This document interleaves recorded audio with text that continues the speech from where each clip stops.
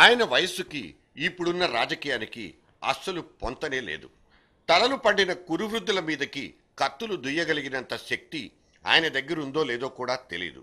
ఈ పొలిటికల్ పద్మ వ్యూహం నుంచి ఈ అభిమన్యుడు బయటపడితే అదొక అద్భుతమే అన్న సెటైర్లు వినిపిస్తున్నాయి.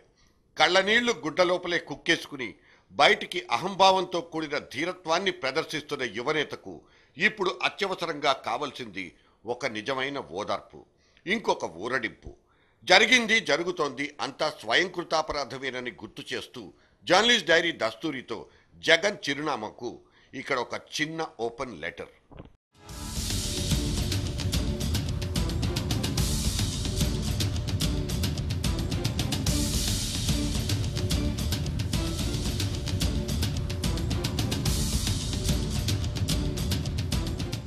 ఇంత చిన్న రాజాకు అంత పెద్ద కష్టమా?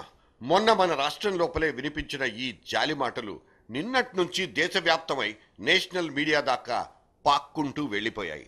ఒక ఇంగ్లీష్ టీవీ డిబేట్లో యూపీఏకి నువ్విచ్చిన ఓపెన్ ఆఫర్ 2014 తర్వాత వర్తిస్తుందా, ఇప్పటికిప్పుడే అప్లై అవుతుందా అన్న క్లారిటీ ఇంకా రానేలేదు. అంతలోపలే మీ సేవలు మాకు అక్కర్లేదంటూ నిన్న అభిషేక్ సింఘ్వి కొట్టివేత షురూ చేశారు. కాంగ్రెస్ పార్టీ తాజా బాడీ లాంగ్వేజ్ ప్రకారం జగన్ ఇప్పుడు ఒక పూచిక పుల్లతో సమానం.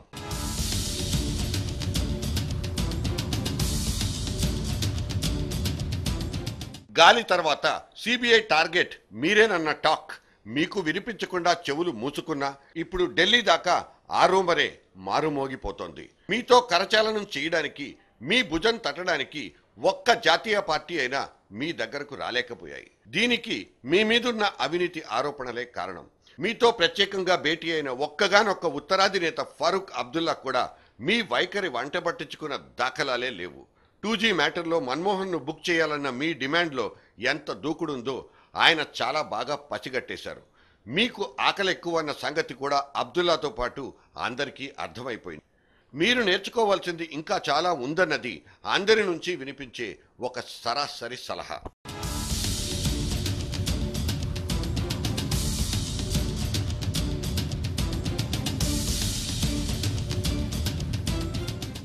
మీరు సొంత కుంపటి వెలిగించుకున్న కొత్త రోజుల్లో మిమ్మల్ని శరద్ పవార్తో పోల్చుకున్న విశ్లేషణలన్నీ ఇప్పుడు పునరాలోచనలో పడిపోయాయి. ఆ మరాఠా వీరుడు కూడా రాత్రికి రాత్రే కింగ్ మేకర్ కాలేదని, పవార్ జర్నీలో కూడా ఆటుపోట్లున్నాయని, నిచ్చెన మెట్లు ఒక్కటొక్కటిగా ఎక్కితేనే కింగ్ సైజ్ పొలిటీషియన్గా అవతరించొచ్చని మీరు గ్రహించి తీరాల్సిన విషయాలు. మీ నాన్న 6 ఏళ్లు పరిపాలించారు. అదే 6ను 5తో మల్టిప్లై చేసుకుని ఏకంగా 30 ఏళ్లు పరిపాలించాలన్నది మీరు కట్టుకున్న కంకణం. కానీ నాన్న నుంచి మీరు పుణికిపుచ్చుకున్న ఒక్క లక్షణాన్నైనా బయటికి చెప్పుకోలేని పరిస్థితి మీది. ఎంత గుంపులో ఉన్నా, ఎంత గందరగోళం సృష్టించబడినా గుంభనంగా రాజకీయం నేర్పిన గడుసైన నాయకుడు వైఎస్ఆర్. అదురు బెదురు అనేవి ఆయన ఛాయలకే తగిలేవి కావు. రాజా ఆఫ్ కరప్షన్ అనబడే టైటిల్తో పచ్చరంగు పుస్తకాలు ఎన్నిసార్లు రిలీజ్ అయినా మీ తండ్రి గారి నుదుటి మీద ఒక్క చెమట చుక్కైనా కనిపించలేదు. ఇప్పుడు ఒక్క గాలి కబురు వినగానే మీలో ఎందుకింత తత్తరపాటు? This is not right. No, no. What I am trying to tell.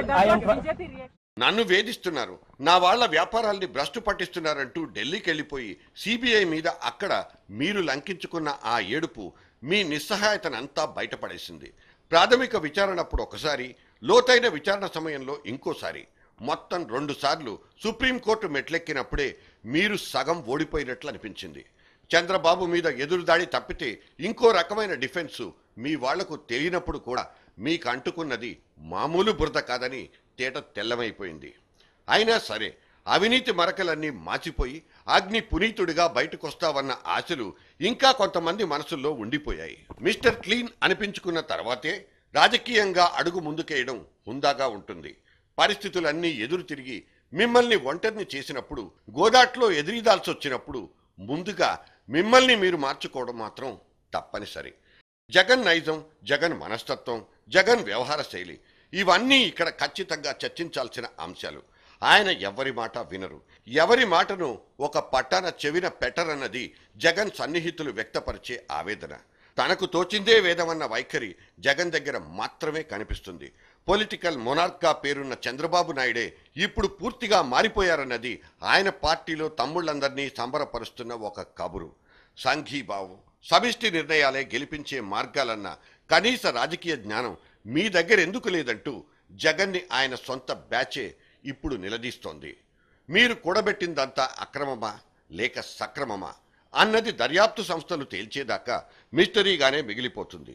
కానీ కళ్ళెదుటే కనిపిస్తున్న ఈ కోటాను కోట్ల సంపద మాత్రం అందరి నోళ్లను వెళ్లబెట్టిస్తున్న సంగతి ఒకటి ఉంది. నిలువు గీరల సాదా సీదా చొక్కాలో జనం మధ్య ఒక మామూలు జగన్లా కనిపించాలన్నది మీ తాపత్రయం.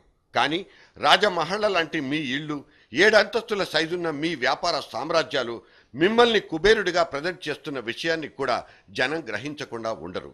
మీరు నమ్ముకున్న ఆ జనంలో మీ మీద అభిమానం కొద్దీ మీ మాటల్ని గుడ్డిగా నమ్మేవాళ్లు ఉన్నట్లే మీరు వేస్తున్నది వేషమని పసిగట్టే తెలివిమంతులు ఉంటారు. 1-2 అవినీతి మరకలున్న చంద్రబాబునే తాజా యువజనం మాటల తూటాలతో చాకిరేవు బండకేసి బాధేస్తున్న సీన్లు కనిపిస్తున్నాయి. జనంలో సడన్ గా పెరిగిపోయిన ఈ చైతన్యం జగన్ని మాత్రం ఎందుకు ఉపేక్షిస్తుంది? కన్నడంలో కల్లోలం తప్పదని తెలిసిన కమలం సర్కార్కు ఆక్సిజన్ లాంటి గాలినే పక్కకు పెట్టిన పార్టీ బీజేపీ. మరి అదే బీజేపీ ఇన్ని మచ్చలున్న మీ పార్టీని అమాంతం కావలించుకుంటుందన్న గ్యారంటీ కూడా మీ దగ్గర లేదు. కాంగ్రెస్ వద్దు, బీజేపీ వద్దు అంటూ అదే పనిగా ఏక్ నిరంజన్ పాట పాడుకునే మీరు తోడు లేకుండా ఉండగలిగే అవకాశం కూడా లేదు. జగన్పై జనంలోకి చంద్రబాబు కనీసం ఈ తాజా శీర్షికనైనా సీరియస్గా తీసుకోక తప్పదు. 12 రోజుల పాటు జిల్లాలన్నీ తిరిగేస్తానంటున్న చంద్రబాబు జగన్ అవినీతిని ఎండగట్టడం అన్న సింగిల్ పాయింట్ ఎజెండాను పక్కడ్బందీగా రాసేసుకున్నారు. ఇంతటి స్థాయిలో దూకుడు పెంచుకున్న చంద్రబాబు తన లక్ష్యమంతా జగన్కు రాజకీయ క్షవరం చేయడమేనని సవాల్ చేస్తున్నారు.